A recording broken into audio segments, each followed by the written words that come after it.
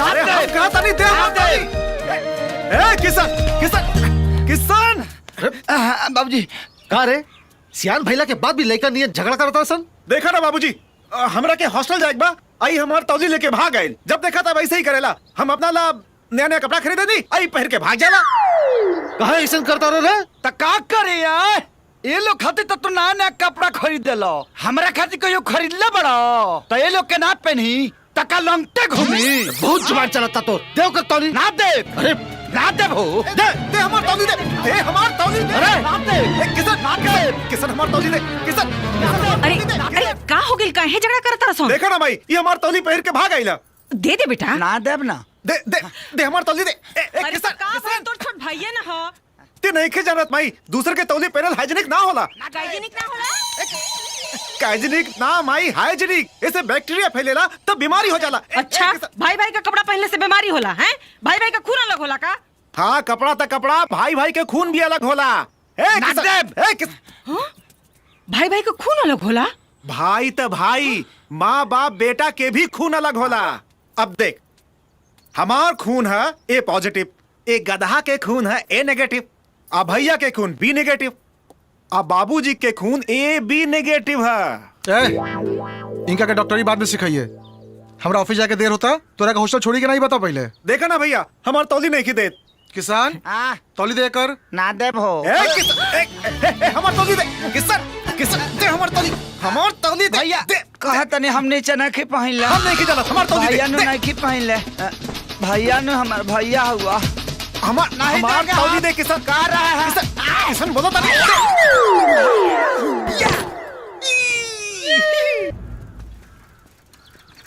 कहा जाता रे कॉलेज जाता नहीं का कॉलेज जाता नहीं जब देखा पान दुकान वाला के यहाँ खड़ा रहला है। अरे पढ़ाई लिखाई छोड़ और हमरा संगे खेत में काम कर। बहुत काम बा खेत में। हाँ वो खेत में काम तू तो बहुत बड़ा लाट साहब बनबे ना रे। हर साल फेल होला। चल चुपचाप खेत में। बाबूजी अब की पास होके दिखाई तू देख लिया। एगो बात बतावा कि तू रोज का हमारे के कहले खेत में काम करे के हो हैं? एगो हमर बात गांठ मान लो हम कहियो जीवन में खेत में काम ना करब। ते तो बहुत बड़ा करेक्टर बनबे ना रे। तेज लड़का हफ्ते में चिना जाला। आज बहुत बढ़िया हक के आयल बानी। अरे ए राम के भाई हाँ? ई जरा किसनवा के जेब चेक कइल करा। ई गुटका सुटका तो नहीं के खात। आ गइल ससुरा सनी के 7.5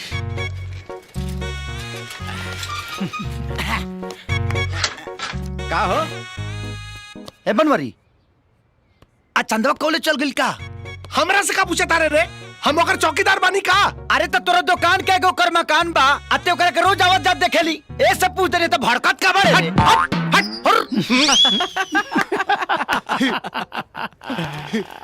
ए झगरू ए बुधौन एगो बात बताई बोला चंदवा कॉलेज नहीं के गइल तोरा कैसे मालूम बा? हाउ देख ओकर सहेली हो जाओ तारी सा तो अकेले कॉलेज थोड़ी जाई। प्रभु अबे हमें कौन बर्बाद बबे ई तो कोनो अनहरो बता दी। अनहर बता दी तोरा खानी बानर ना बता। ए चंदा अच्छा तू लो चंदा तोर सहेली आ गए सन रे। आवता नहीं बाबूजी।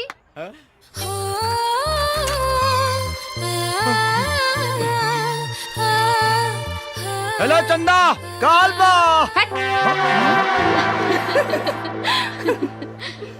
बनवारी हम आओ तनी।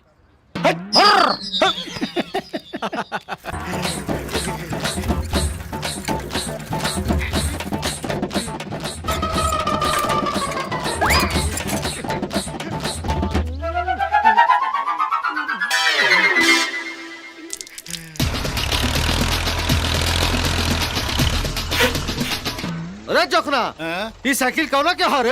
अरे जोखना ई साइकिल हमार है रे। ए जोखना जौना के भी हो जल्दी हटावे के बोल। अरे जोखना जब तक हमारा पूरा पेशाब ना हो जाए ई साइकिल ना हटी रे। अरे जोखना कितना देर लगी रे? आता देर में तो 10 काटा खेत पाट गए रहे। अरे जल्दी हटावे के बोल ना तो ठोक दे। अरे जोखना ई रोडवा कोनो के बाप के ना जब हमार मर्जी करी तब हटाई रे। ई बात बा। हैं अच्छा तो देख हम का करता नहीं। ये देख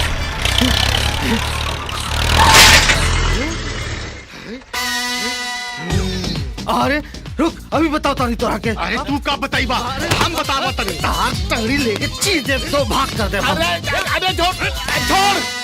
अरे यार तू लोग जब भी मिलेला लड़े लगेला। अरे कबहू तो प्यार से रहा। अरे ये पंचर वाला संगे कौन प्यार से रही? अरे ते जोखना चुप रहा, अभी एकरा के छट्टी के दूधिया दिला अरे दे। एक को भी भंटा बोए वाला हमरा जैसे बिजनेसमैन आदमी से लड़ाई करे के तोहार औकात नहीं खेरे। बारे एगो पंचर के दुकान खोल के अपन आप के टाटा बिला बुझता रे। अरे का बात तोरा लगे, एगो बेटी ऊ तोरा के एक दिन छोड़ के चल जाए। अरे हमरा के देख, हमरा के अरे 3-3 लड़का के बाप बनी, 3-3 लड़का के का हट आइल बड़े।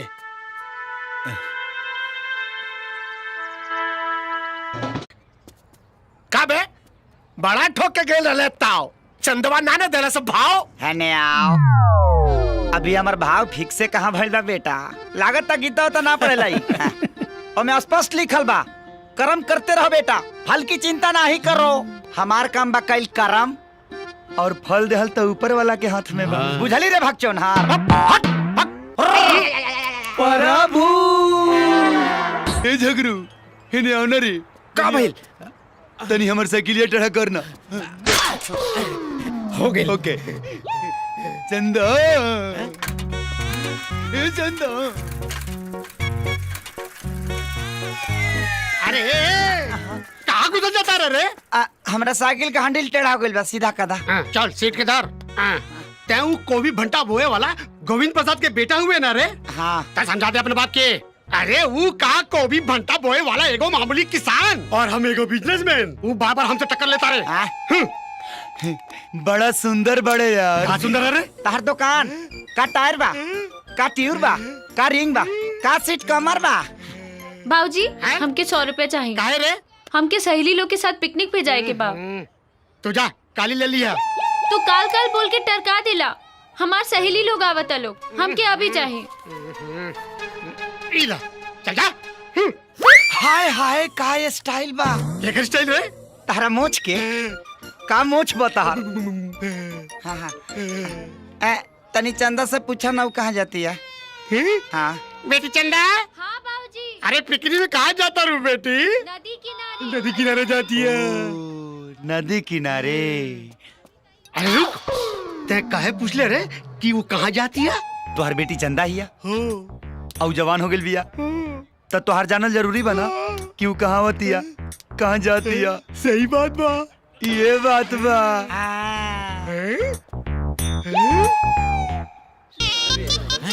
हो दे आगे लिसन रे। चलो चल के देखल जाओ, चलो। ए किसान, सब गुस्सा में नहीं आवत रिसन, चल भागे के रे भाई। अरे रुका सा लड़की के खींच टाय टाय फीस। Side down. ए हाँ? तू लोग यहाँ का करे ताड़ा? मछारी फंसावत तानी लेकिन एको गो ना फंसली सा। भगवान जाने कभी फंसी। देखा फालतू बात मत करो। हमनी के एहिजा पहले से पिकनिक के प्रोग्राम रहल। तू लोग भागा यहाँ से, भागो, हटो। हट हमनी के हटी सा। हाँ?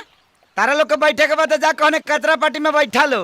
बुझाइल? बोलत तो ऐसे बड़ी जैसे कि जगह इनका बाप के है। ए हमरा बाप के नाम मत लाओ। कुछ भी कह चंदा, लेकिन जब तू खिसियालू तो बहुत सुंदर लागेलू। हाँ। लगम ना, भगवान हमके फुर्सत से बनवले बाड़े। ओए होए होए होए होए होए होए। तारा के फुर्सत से बनवले बड़े। हम का इंटरनेट से डाउनलोड हो कैल बनी का। डाउनलोड हो के आइल बानी के। चुप रहो, सहरा से तो मुंह लागल बेकार बा। गले लग जा। ए माई, माई रे। ए माई, माई, माई बोला। 50 किलो आलू, 50 किलो प्याज और 50 किलो दाल लिया देनी। हाँ। और भतवानी खाते मिस्त्री के भी बहना दे देंगे। अच्छा ठीक है। अच्छा सुनो, एक कन्या के सगुन का सामान बा छूट गेल रहे, ले जाके पहुंचा। अच्छा। और रास्ता में से 1 किलो निमन मिठाई भी खरीद लिया। बुझाइल? और जल्दी आई, बहुत काम बा। या काम बन गई। कैसे? यही बहाने भौजियों के देख ले जाई। प्रभु चला सा सामान उठाओ सब। ए भाई, यही ड्रेस में जाइबा? तनी बढ़िया पहन के आवा ए भौजी के देवर। आप देख हमार तेवर। अरे तनी बढ़िया पहन के यह ससुराल वाले बहुत धनिक बाटे सन, कहीं नाक ना कट जा। का भइल? अब तो हमें ही कपड़ा बजाई।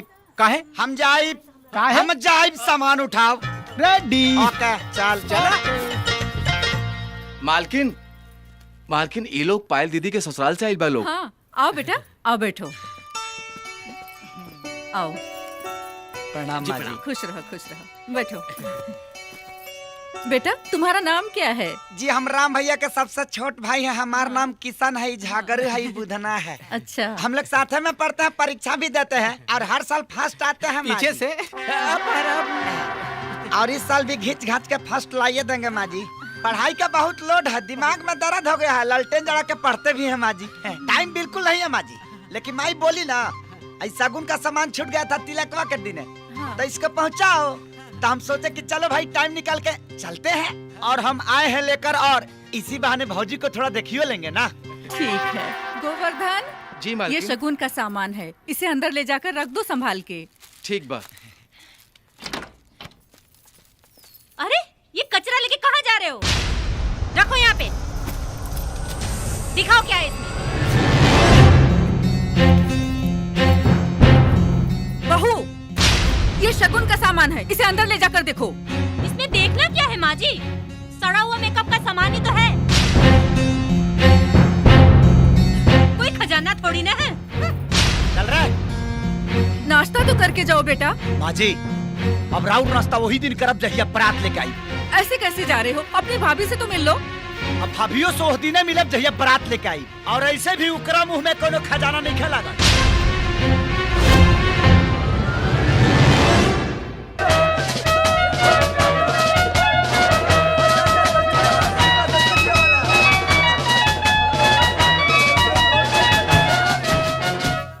आपने मुझे बुलाया? हाँ, संध्या कह रही थी कि तुम किशन को जानती हो।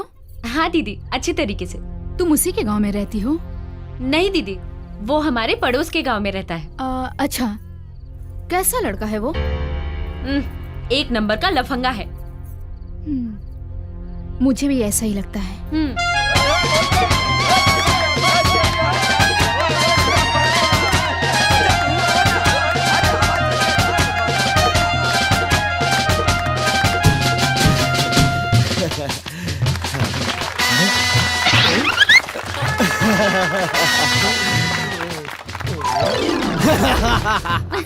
काहो चंद आज बड़ा खुश नजर आओ तरु, का बात बा? लागत कि आज तोहरे बिया होता। खुश ना रही तका उदास रही। यहाँ एगो तू ही हमके देखे वाला थोड़े बड़ा, बहुत लोग बा देखे वाला। एगो चेहरा के कितना लोग के देखो, घूम फिर के हमरे लगे आइबू। ए, हमरा लगे मोहब्बत के गम नहीं खे, और तू हमके संभारा इतहरा में दम नहीं खे। ए तोहरा के का अगर चाह दी ना तो तोहरा साथे साथे सब जनी के रस निकाल दे। हट, तहरा से तो मुँहे लगावल बेकार बा। मुहे ना लगेबू तो मोहब्बत के लेमचूस कैसे? प्रभु बैठा। ए भाई लोग, अब तई परसिया हमनी के बैठ के खाई जाई। पतल ठीक बानू रे? हाँ भैया। आ खाना ठीक बानू रे? हाँ भैया। आ खियावेली ठीक बाड़ी नु? हाँ भैया। काहो भौजी अब नानू लड़ाबू? प्रभु ई खाना खियावतिया कि ईटा से कपार फोड़तिया रे?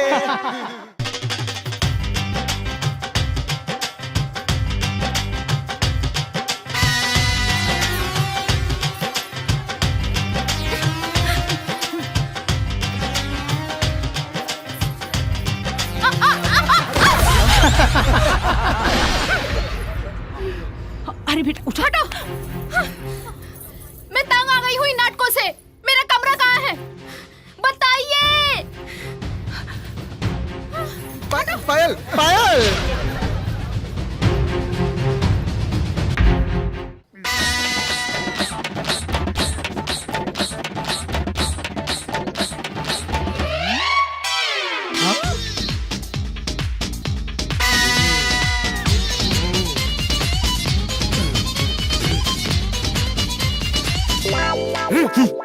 का रे जोखना, घर में सब ठीक बानू?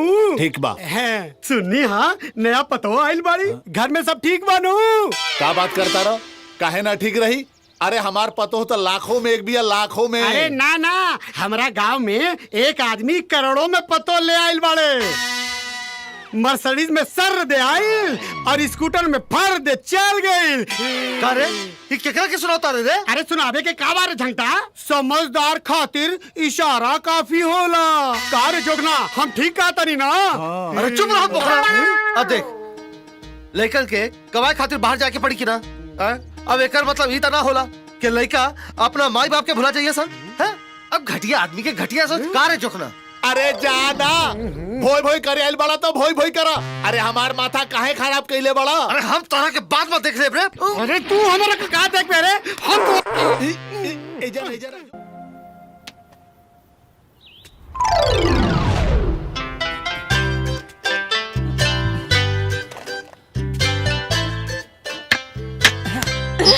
करम फूटा सत्यानाश होतो।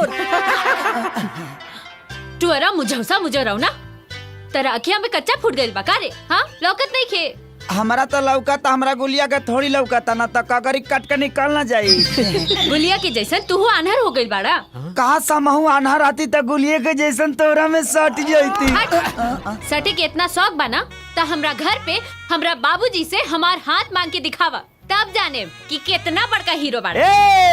तकाल बारा बच्चे तोरा घरे आव, तोहर हाथ मांगब तोहरा बाबूजी से, और अकेला नहीं आएंगे हम, अब पूरा बाराती का साथ आए।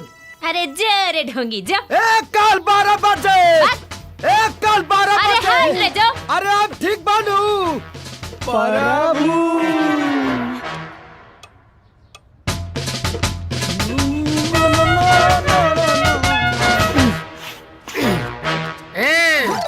काहे आल बड़े रे? मांगे आयल बनी। क्या मांगे आल बड़े? पहले ही बताओ जो मांगे तो दे देबो। अरे पहले तू ये बताओ कि का मांगे आल बड़े रे? अगर बता देब ना तो तोरा बुखार लग जाई, तड़फड़ा के ही गिर जाइबो। बतावे के बात बता ना तो भाग यहाँ से।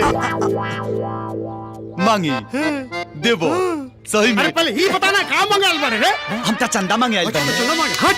अरे तोर इतना हिम्मत है हमरा से हमार बेटी के मांगे आल बड़े? अरे ना मर दे, हम तो दुर्गा पूजा का चंदा मांगे आयल बनी।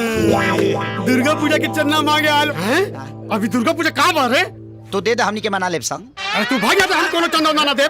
हम तो चंदा लेके रहब, हम लेके रहब, हम लेके रहब, हम लेके रहब, हम लेके रहब। भाग गइल। तय का देखता रहे, चल भीतरी।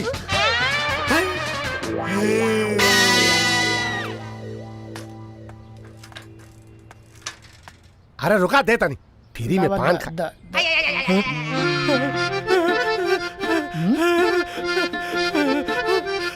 प्रभु प्रभु।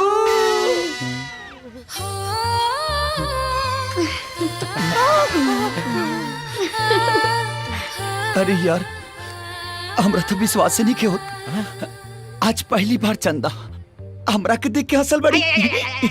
पगलाइल बड़े कार है? अरे तोरा के ना, हमरा के देख के हंसल बिया। तोरा के तक कुतियो ना देखी, हास्य के बात करता। हट हट हट।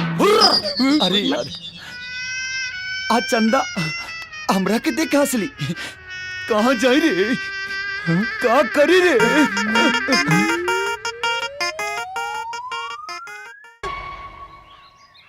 अरे सुनो तारू हो काजी? अरे किसनवा अपना रिजल्ट के बारे में कुछ बतावलस का? ना हमरा के तो कुछ नहीं के बतौले।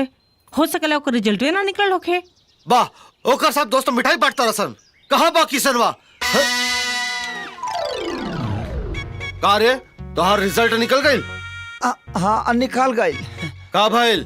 का होई फेरू फेल हो गई नी। अब देखा तारू फेल हो गइल और फोफिया खाता। तो का करिया, फेल हो गई तो खैला बिना मरी का? पूछला तो बता देनी। हाँ को हमारे हमार लठिया।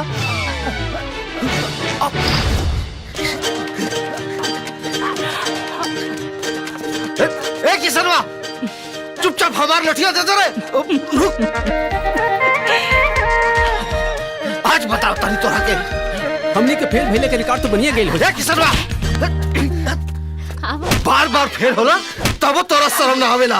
अब तोर पढ़ाई लिखाई छोड़ा के तोरा से खेते जुतवाई। बाबूजी हम कह रहे हैं कि खेत में काम नहीं करेंगे तो नहीं करेंगे। अच्छा ले। बाबूजी देखिए हमको घर में ले जाके खूब मारिए ना, लेकिन के सामने मत मारिए। अरे करिए के देखे के चक्कर में तब फेल हो जाने रे। हम कह रहे हैं कि महिलाओं के सामने मत मारिए, हमारा भी प्रतिष्ठा है। अरे बाहर है तोर प्रतिष्ठा। तो कह रहे हैं ना।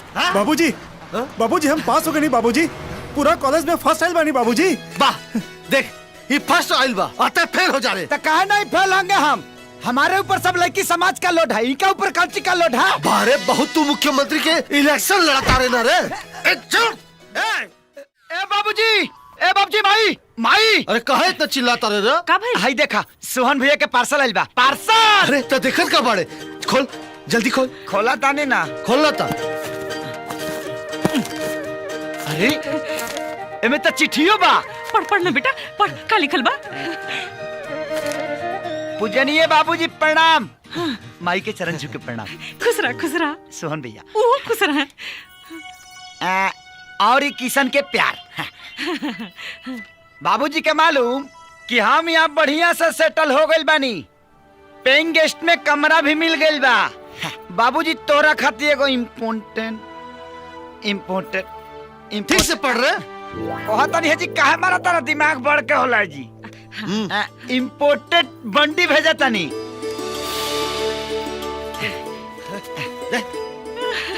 अरे आगे पढ़ना। और माई खातिर चप्पल भेजा तनी। माई। अरे राम के भाई तनिक पहिर के दिखावा। अब गंदा हो जाए, हमार बेटा भेजले है। ए माई। अरे ते काहे रुक गइल रे? आगे पढ़। बाबूजी प्रणाम। माई प्रणाम। अरे फिर वही जैसे पढ़ता रहे। अरे आगे पढ़ो। हाँ। और किशन के नया नया कपड़ा पहने के बहुत शौक। अरे यही से कहा था कि ठीक से पढ़ाई लिखाई कर। ठीक से पढ़। शौक है ना, शौक बा, यही से ओकरा खातिर नया शर्ट और टोपी भेजा तनी। रुक पहले पढ़, आगे पढ़। बाकी सब ठीक बा, हम एकदम कुशल से बानी। हमार पढ़ाई खत्म हो जाई तो हम तोहरा लगे चलब। अच्छा। तोहरा आज्ञाकारी बेटा सोहान। अरे कहाँ जाता रे? जाता नहीं मेला। अरे मेला बाद में जाइए, पहले ये चिट्ठी दोबारा पढ़। एक एगो चिट्ठिया कई बेर पढ़ी, कई बेर। मेला जाए के बा, इम्पोर्टेंट काम बा।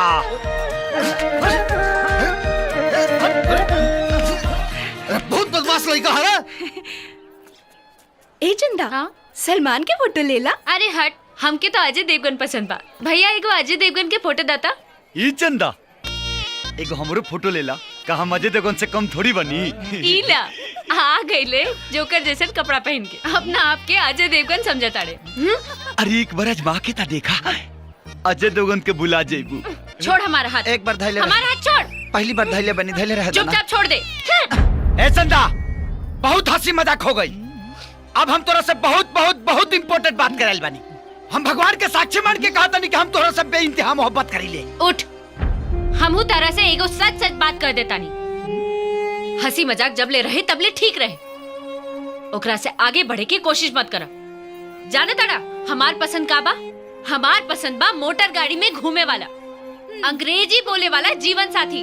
अते ते बाड़े देहाती गवार लेगा। हमार सपना देखल छोड़ दा, तो हार हमार मिलन कबो नहीं किए हो सकत।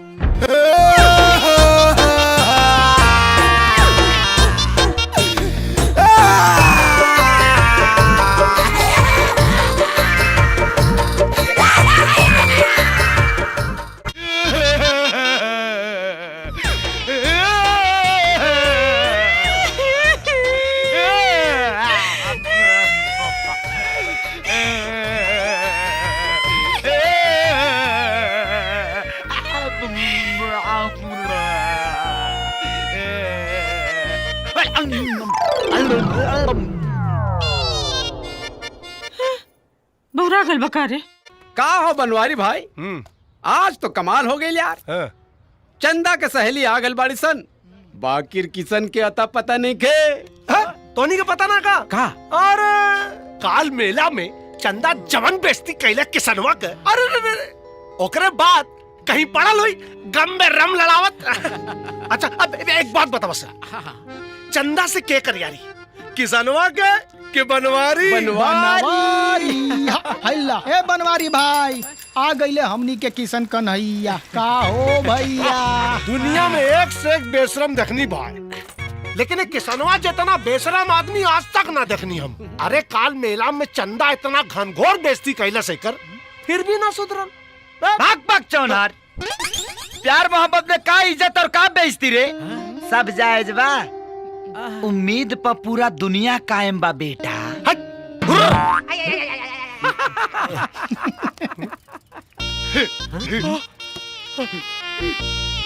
हाँ चंदा, हाउ डू कैसन बाड़ू यू? College going? फाइन बाड़ू नु? प्रभु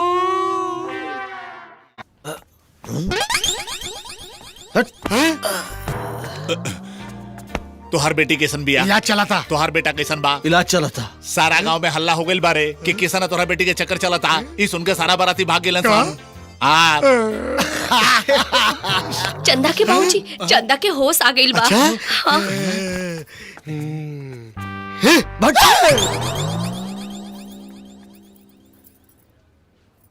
किशन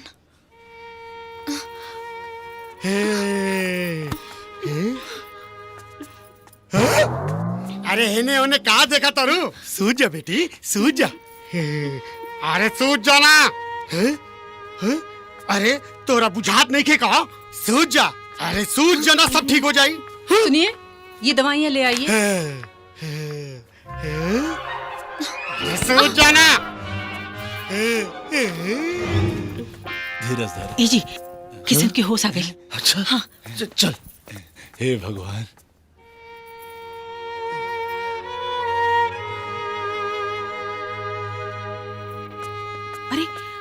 अरे बेटा, ज्यादा उछल कूद मत कर बेटा, सूझ जा, आराम कर बेटा, सूझ जा।